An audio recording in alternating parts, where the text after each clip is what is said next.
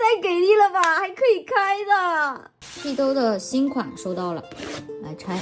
这套叫敢不敢皮一下，1、2、3、4、5，这边还有6、7、8，这个是隐藏。第一盒，连袋子上面都是图案。哇哦，电视机耶！电视机上面是磨砂的，下半身是亮面的，它叫午夜播报。第二盒，哇塞，这个是亮面的耶，太好看了吧，像小丑一样。据说这次的眼镜升级了，可以360度波动。它叫睡不着睡衣，还带一个吸铁石面具哎。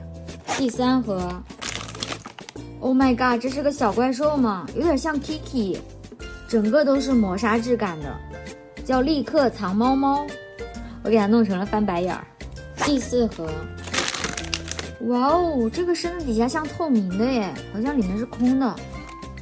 哦，下面是窗户。而且眼珠子跟别的还不一样，这个眼珠子上面有水花一样的感觉。天哪，这是我最怕的阿飘。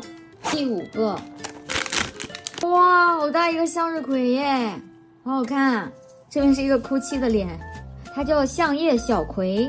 第六个，哇，这是一本书吗？太好玩了吧！眼睛来个分崩离析。哇塞，这质感太好了，请问能开吗？哇！这还能开的，家人，乖乖，它还有一个这种磨砂的学院帽，带吸铁石的，正好吸在这里。天哪，它叫大聪明之书。第七个，哇，这个好可爱啊，穿了一个背带裤。这只跟其他的不同是它没有嘴嘴，它的小嘴上好像叼了一个麦穗一样的东西，头上也是麦穗，朝上翻白眼儿。麦田艺术家。第八个。哦，这个是全亮面的，激光质感的，还带一个这个挂绳哎，果然它叫飞天小锦鲤。最后一个，我去，这个太酷了吧，有点像企鹅。哦，不好意思，是风筝，是风筝。哎，为什么它有绷带？这是缠线，不好意思。